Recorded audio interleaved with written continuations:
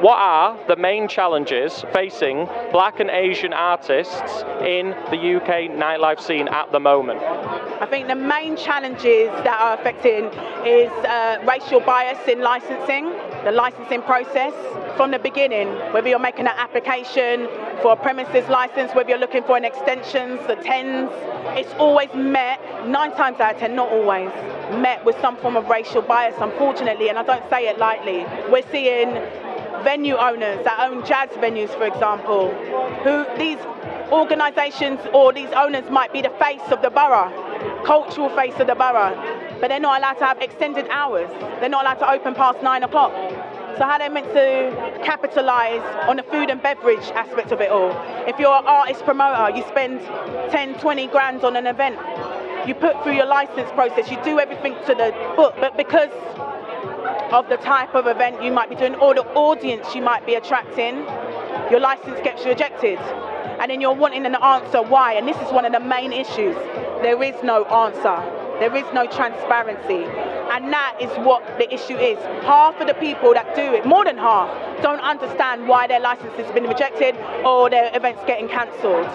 So what we need is transparency in the whole process. If I be real, I wouldn't say the whole process being overhauled, but really looking at why you're using a licence objective of public safety on a gospel event or a jazz event. It doesn't make sense.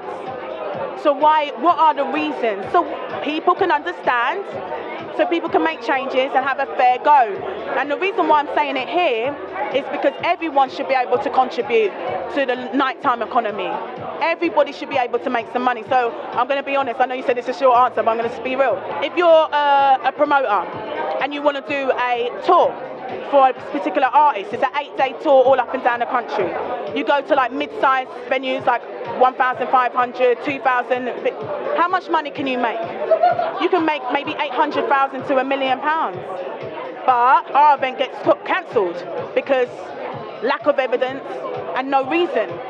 So you've cost the nighttime economy 800,000 to £1 million. Why? And you've cost that promoter, that budding entrepreneur, not budding half the time, experienced entrepreneur, the ability to look after their family and contribute to the GDP. We've got a problem here. We need to unlock that, look at licensing, look at regulation from a safety lens, let's not take that away, but make it fair.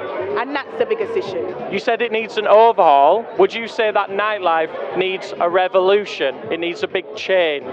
I think if you spoke to anybody that came here, they would say the same thing. Yeah. We're being stifled. It don't matter what you're doing, whether you're in hospitality or in your live music, whether you're black or white, it don't matter.